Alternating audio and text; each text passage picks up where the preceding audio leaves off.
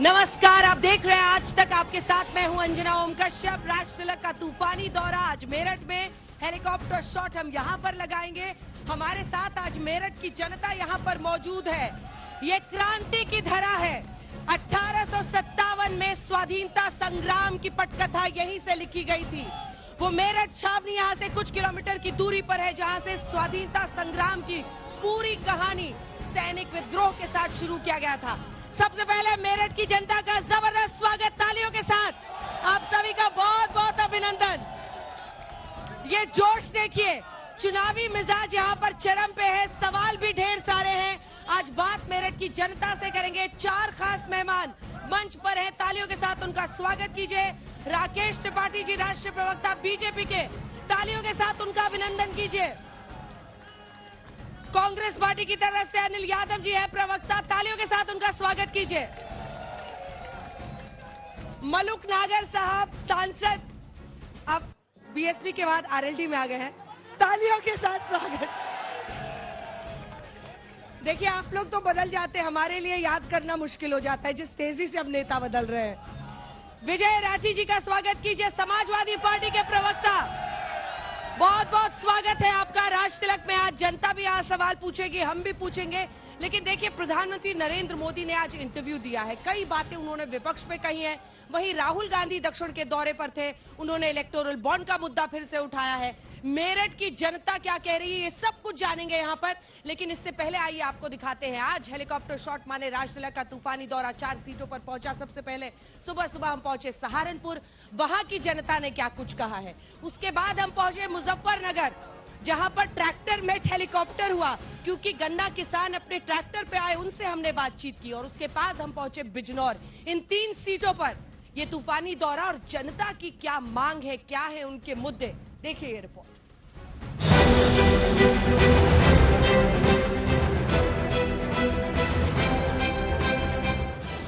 तो उत्तराखंड की 5 सीटों को कवर करने के बाद आज हम अपने आज तक के हेलीकॉप्टर शॉट से रवाना हो रहे हैं अब सीधा उत्तराखंड से उत्तर प्रदेश के लिए।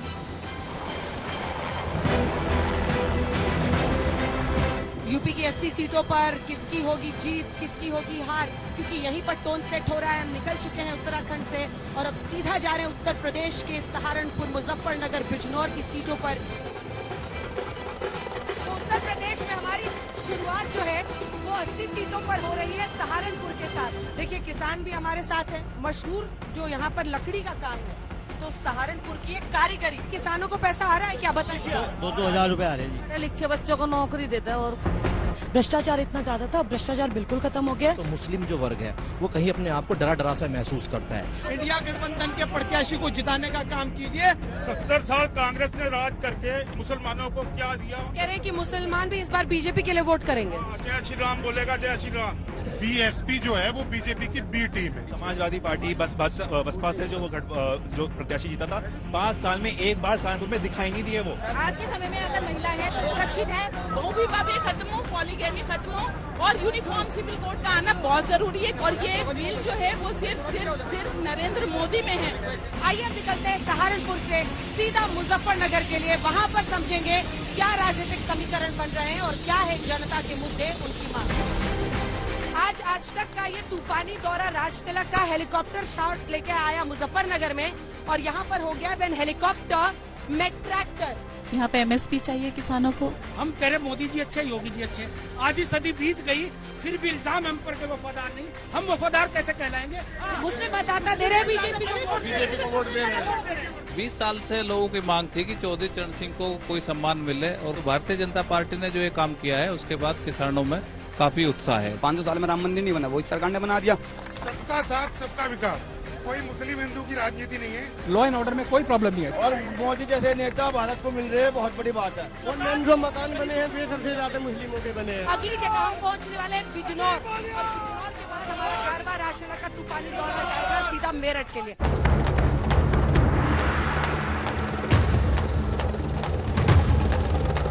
यहाँ सबसे पहले सहारनपुर, और सहारनपुर के बाद मुजफ्फरनगर करने के बाद हम अब पहुंच गए हैं बिजनौर सीट पर। पश्चिमी उत्तर प्रदेश में आज बारी है बिजनौर। फर्स्ट टाइम वोटर्स कितने हैं? जो हम उनको एम्प्लॉयमेंट देंगे। अच्छी सरकार आनी चाहिए, एजुकेशन सिस्टम बहुत अच्छा होना चाहिए। किसान क्या सोच रहे हैं? और किसान की फसल का वाजिब दाम नहीं मिलता। कह जे सरकार देंगे, देता कोई है नहीं। मुस्लिम वोट जो है इन दोनों सीटों पर निर्णायक होंगे। हमें बिजनौर में एक विश्वविद्यालय मिला, वो भी नरेंद्र मोदी जी की वजह से। बिजनौर की समस्या सड़क है। एज अ गर्ल देखती हूँ तो सेफ्टी सबसे ज्यादा तो जो कि बीजेपी की सरकार में ही ज्यादा अच्छा। मैं कहना चाहता हूँ कि बीजेपी का कोई ऑप्शन नहीं है। देखिए मोदी जी की गारंटी मोदी जी है। हम मोदी सरकार चाहते हैं मैम। आप लोग बोलिए, आप बोलिए। नौकरी चाहते हैं। ये धमकी देने लगते थे लेडीज को कि हम आपको तलाक दे देंगे, तो अब इसलिए ये रोकथाम के लिए सही किया है सरकार ने। तूफानी दौरे में चलेंगे यहाँ से सीधा मेरठ।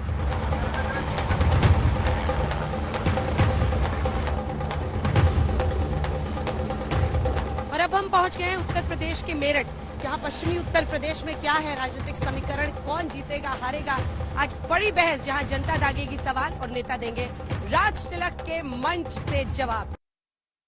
पायलट हो? Yes sir. बहुत उड़ रहे हो। डन। आई होप प्रिया से यस। इतना बड़ा स्टंट, एक हिंट तो देते हैं। बाचो हिंट। बड़े आराम से। आपका जॉय, भारत का जॉय, जॉय ई बाइक।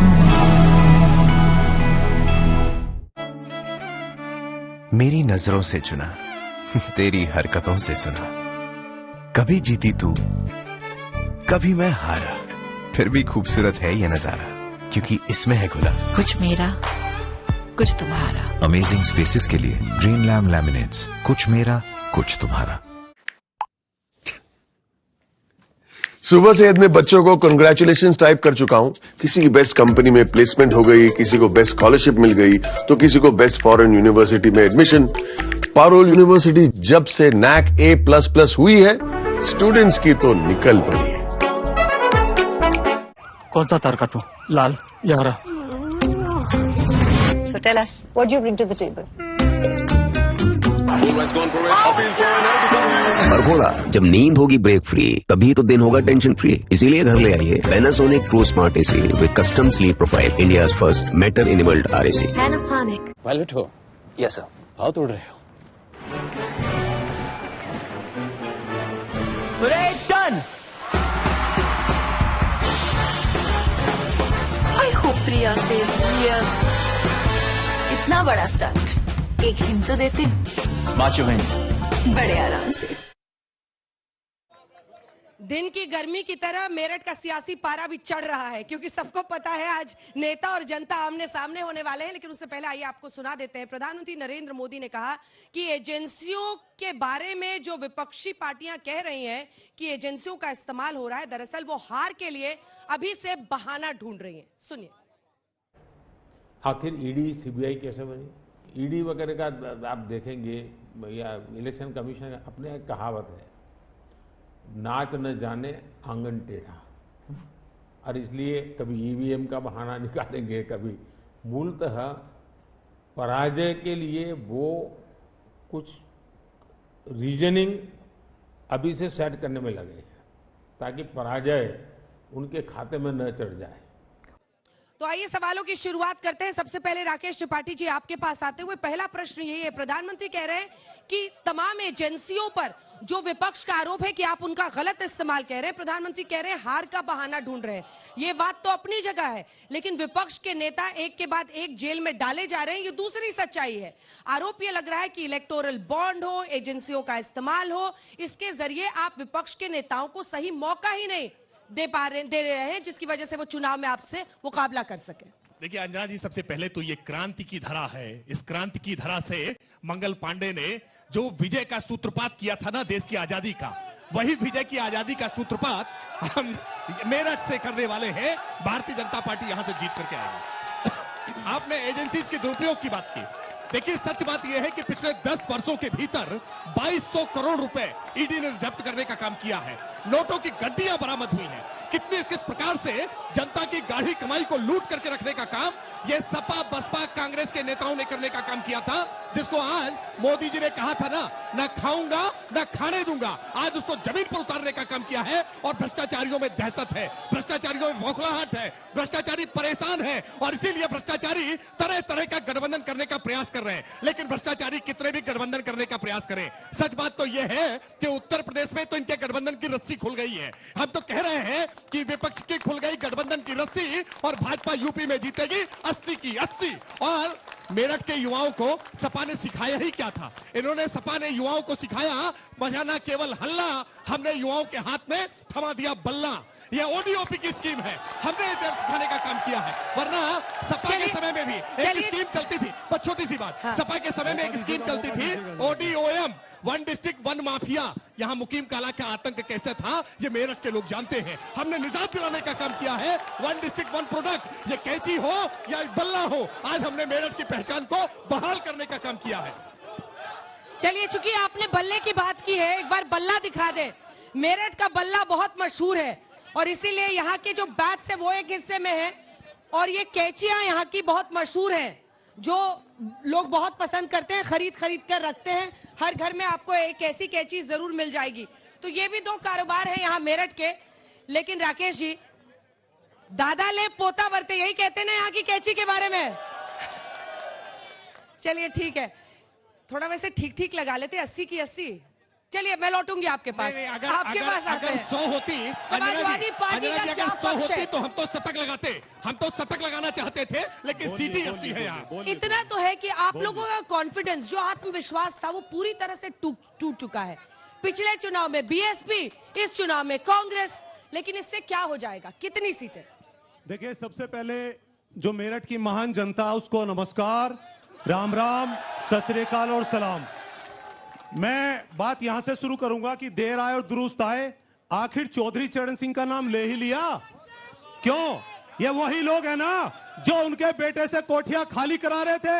ये वही लोग हैं ना जो उनके बेटे पे लाठियां चला रहे थे। ये वही लोग हैं ना जो बेटियां धरने पे बैठी थी और उस सांसद के पक्ष में खड़े थे। देखिए, वही लोग हैं। ये वही लोग हैं ना जो अभी बोल रहे हैं कि युवाओं के हाथ में बल्ला।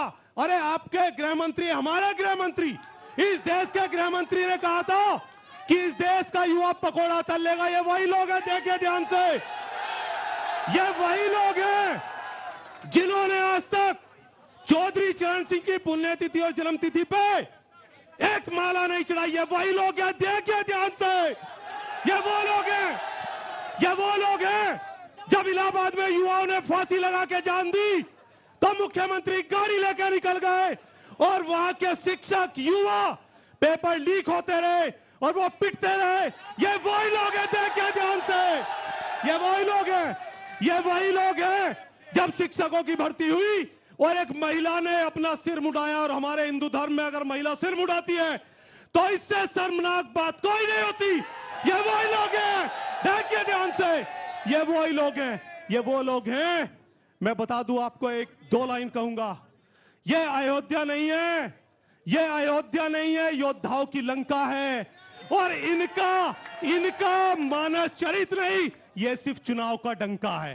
ये वो लोग हैं आज। अच्छा राठी जी, आपकी बात का जवाब दे दिया, 2 सेकंड लूंगा। हाँ, भाई मैं उसमें एक सवाल जोड़ रही थी क्योंकि आपने चौधरी चरण सिंह, आप ही से पूछ रही हूँ, सवाल आपने कर चौधरी चरण सिंह का आपने नाम लिया, आपने कर लिया था, उसी का तो चरण सिंह जी को भारत रत्न किसने दिया? अभी बता रहा हूँ किसने दिया? इतने दशकों तक आप लोगों ने क्यों नहीं सोचा? सवाल का जवाब दे दूं, 2 सेकंड बस। इन्होंने, आपने पूछा मनोबल किसका टूटा? मनोबल उसका टूटा जिसने आकर के गांव गांव यहां रैली की। मुख्यमंत्री, प्रधानमंत्री, गृह मंत्री, पूरा का पूरा भारत सरकार घुसी हुई है गांव में, वोट नहीं मिल रहे, फिर भी मनोबल हमारा टूटा।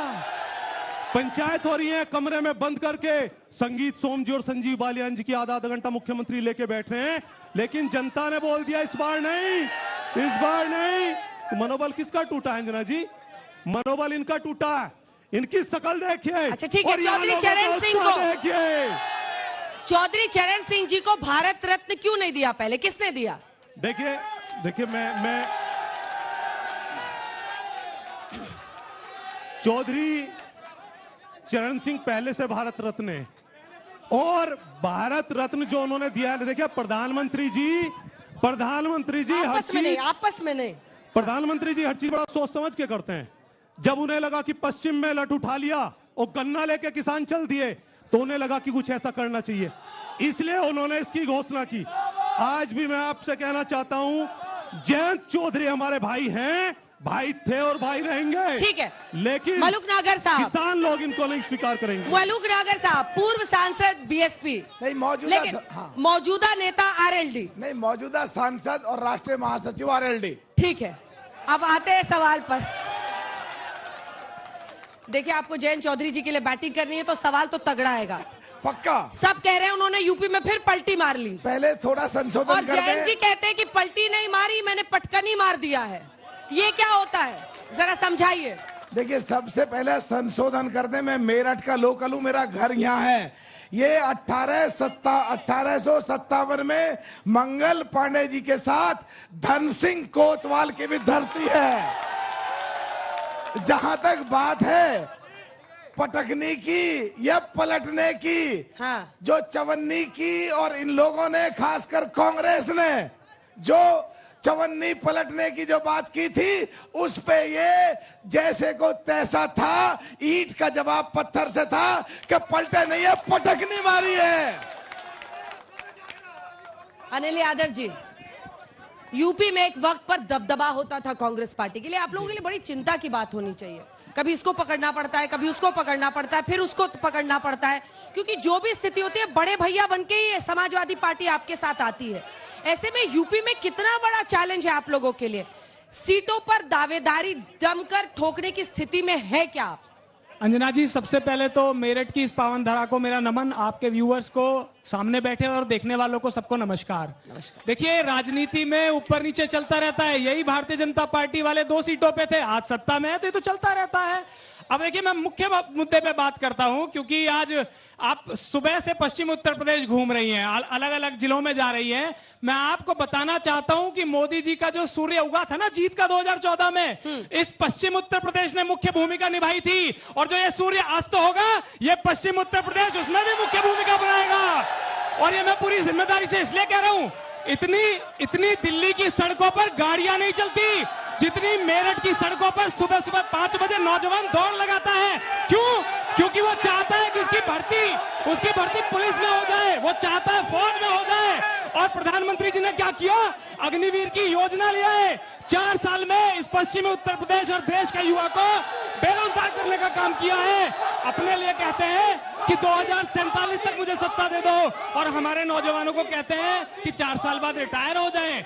देखिए, इनके पास ना कोई विजन है, ना प्रदेश के लिए, ना देश के लिए, ना ही मेरठ के लिए। और पूरी जिम्मेदारी से कहता हूं, इनके जो प्रत्याशी हैं मेरठ के, उनसे सवाल पूछा गया कि भैया जब जीत जाओगे तो आप मेरठ के लिए क्या करोगे, तो पता है क्या कहते हैं, पहले आप जिता दो, उसके बाद मैं सोचूंगा। इस मानसिकता से मेरठ का विकास होगा। अंजना जी ये कहते थे काला धन वापस लाएंगे, आप इनका मैनिफेस्टो उठा के देखिए, जितने वादे इन्होंने मैनिफेस्टो में पिछली बार कहा था कि किसानों की आय दोगुनी करूंगा, इस बार वाले मैनिफेस्टो में जिक्र भी नहीं किया किसानों का। 2 करोड़ रोजगार की बात करते थे, वहां भी जिक्र नहीं करा। ये कहते थे कि कश्मीरी पंडितों को कश्मीर में वापस ले जाएंगे, इनके मैनिफेस्टो में जिक्र नहीं है। इतने बड़े पलटूराम ये हैं, कौन चवन्नी है, कौन पलट रहा है, आप इससे अंदाजा लगा लीजिए। और एक बात और, अंत में एक बात और कह रहा हूं, देखिए काले धन की बात हो रही है, इलेक्टोरल बॉन्ड देश का सबसे बड़ा घोटाला है, ये मैं नहीं कह रहा, देश की फाइनेंस मिनिस्टर के पति ने ये बात कहा है, तो अब तो मानना पड़ेगा। और देखिए, आप मोदी जी आजकल जहां भी भ्रष्टाचारी हो, ढूंढ के उसको जकड़ने का काम नहीं कर रहे, ऐसे जो जकड़ा जाता है, बल्कि ऐसे जकड़ने का काम कर रहे हैं।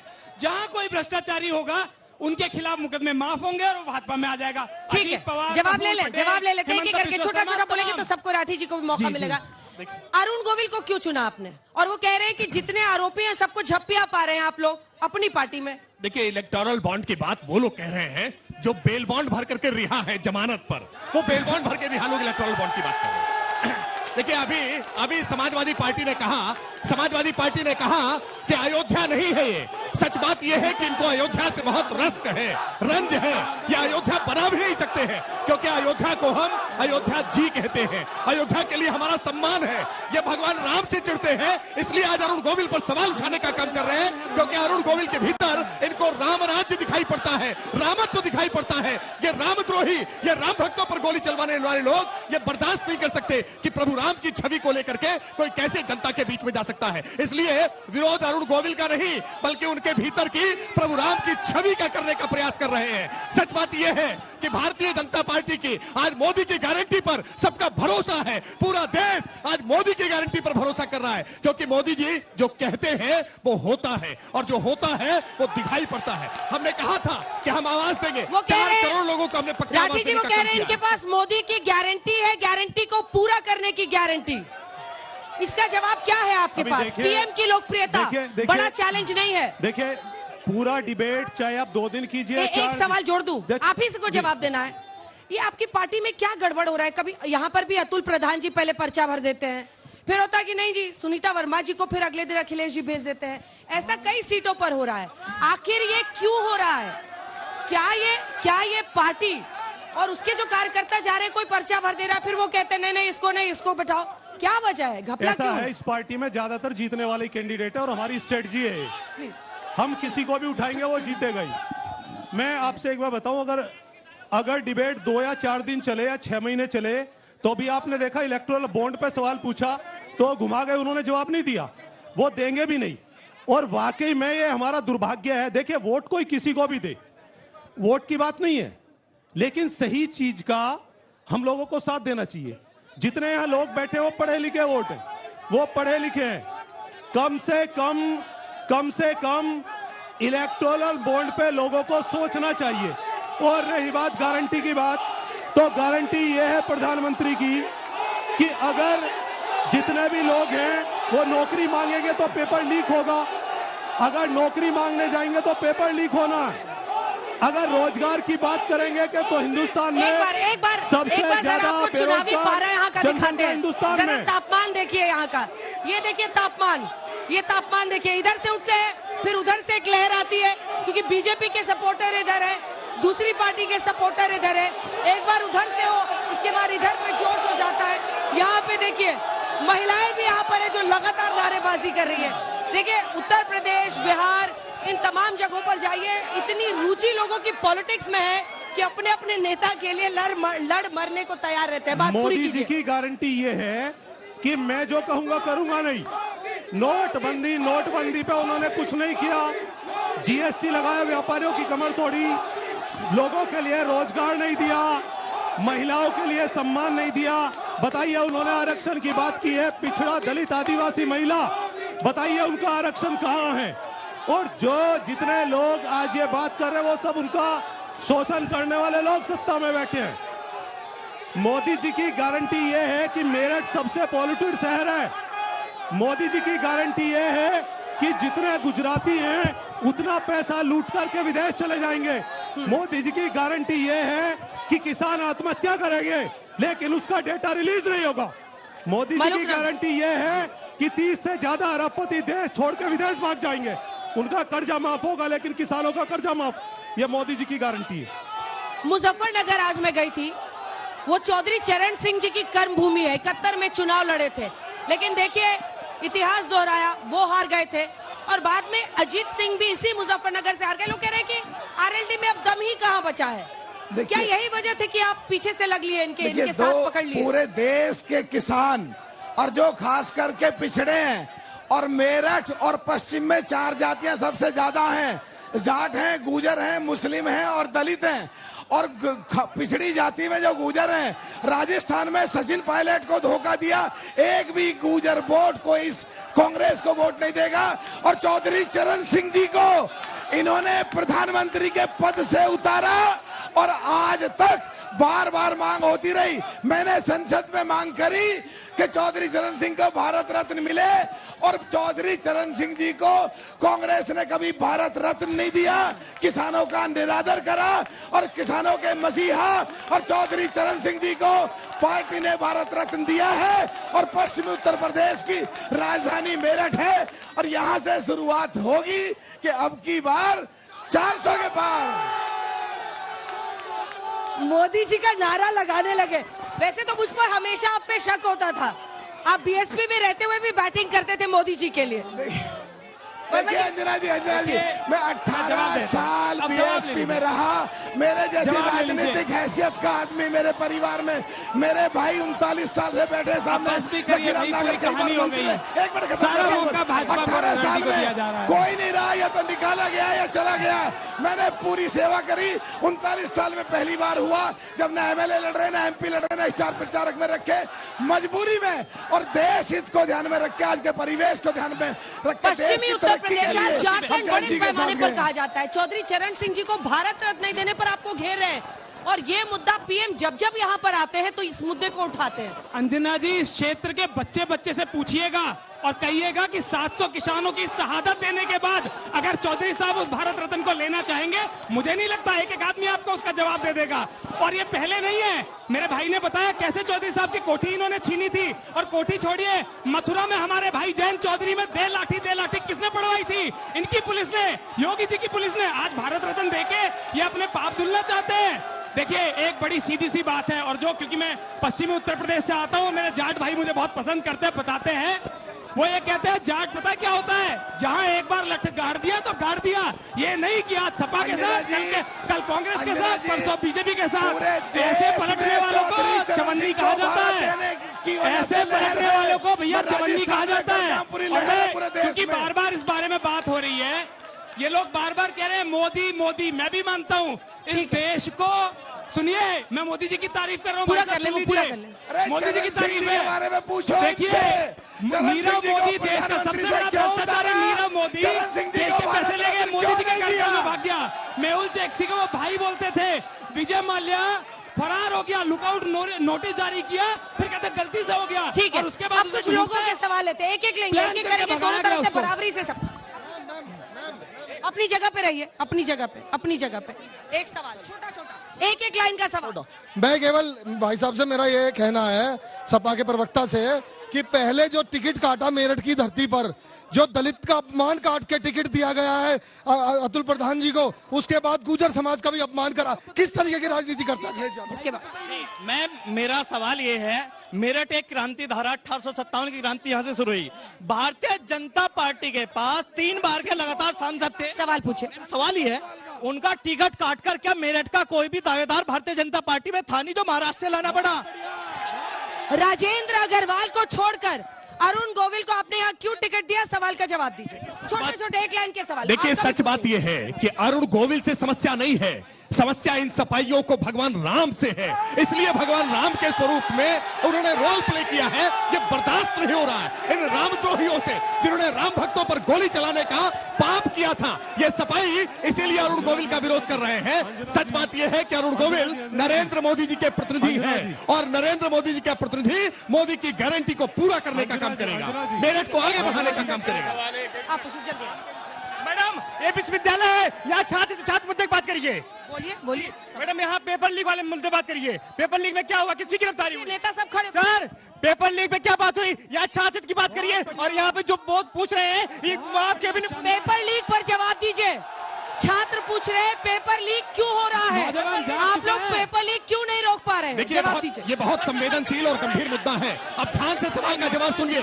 सच बात यह है कि समाजवादी पार्टी की सरकार के समय में संगठित अपराध के तहत सरकार के संरक्षण में पेपर लीक होता था। 40,000 शिक्षकों की भर्ती फर्जी तरीके से की गई थी। राजस्थान में दरोगों की भर्ती फर्जी तरीके से की गई थी। हमने अगर पेपर लीक की समस्या कहीं आई तो हमने संज्ञान लिया, हमने जेल भेजने का काम किया, हमने गैंगस्टर लगाने का काम किया, हमने राष्ट्र को शामिल करने का काम किया। हम किसी युवा के साथ खिलवाड़ नहीं होने देंगे। मैडम, मेरा इनसे बीजेपी के प्रवक्ता से सवाल है। सवाल आप ही के लिए आ रहे हैं, है ना? बीजेपी के प्रवक्ता से सवाल है कि जो लद्दाख में चाइना हमारी जमीन कब्जा रहा और हमारे जो लद्दाख के नौजवान हैं वो चाइनीज आर्मी ज्वाइन कर रहे हैं और आने वाले समय में वो हमें ही मारेंगे, उसमें आप अंतर्राष्ट्रीय सीमा सुरक्षा क्या दे रहे हैं? ठीक है, एक दो सवाल एक साथ।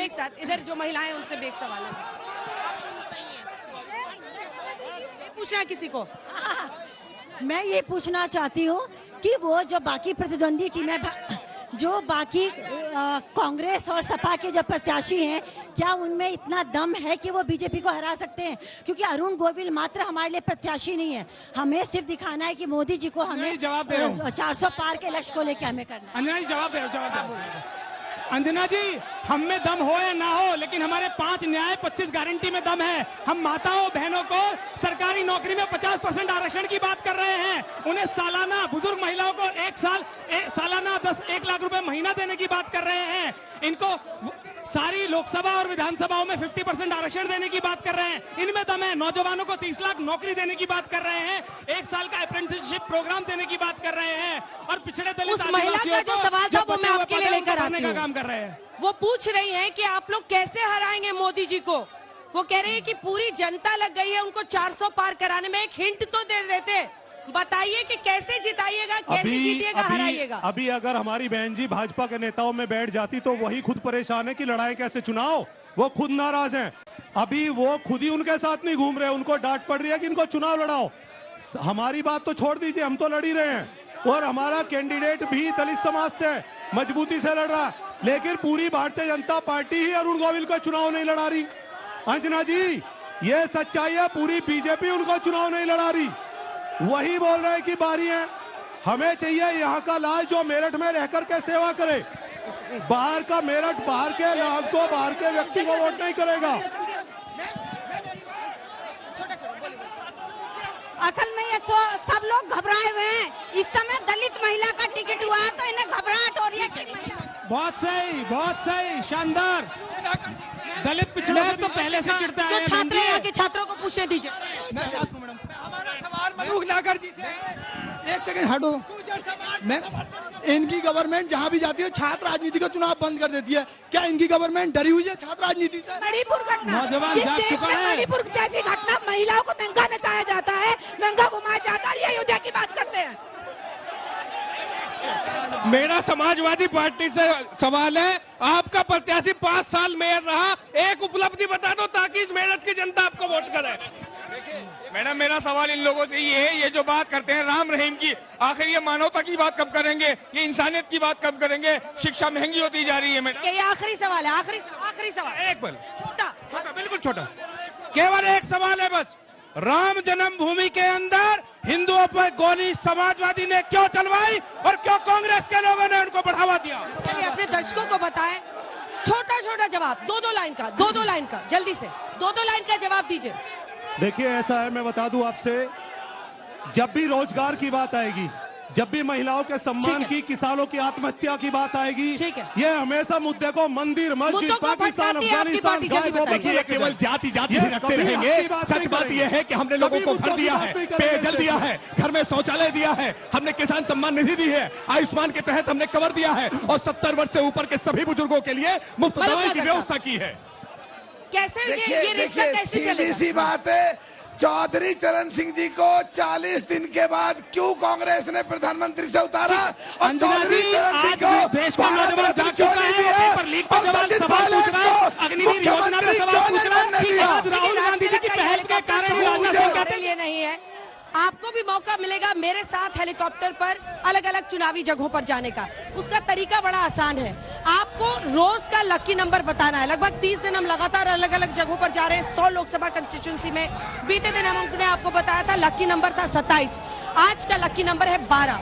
हम आपको बताएंगे तरीका कि आखिर कैसे आप लकी नंबर्स भेज सकते हैं। जो सभी लकी नंबर्स बताएगा वो मेरे साथ हेलीकॉप्टर पर जाएगा। 5 ऐसे लोग चुने जाएंगे।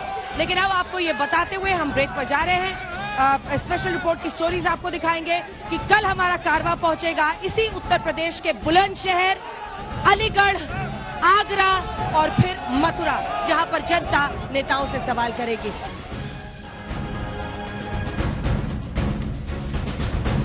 तो देखा आपने आज तक के राज तिलक के दौरे पर हमारा हेलीकॉप्टर शॉट टेलीविजन। इतिहास में पहली बार एक हेलीकॉप्टर के जरिए हम चुनावी कवरेज कर रहे हैं ताकि ज्यादा से ज्यादा लोकसभा सीटों पर हम पहुंचे। पहले 1 पर पहुंचते थे, अब एक दिन में 4 लोकसभा सीटों पर जनता की राय देश के सामने आ रही है।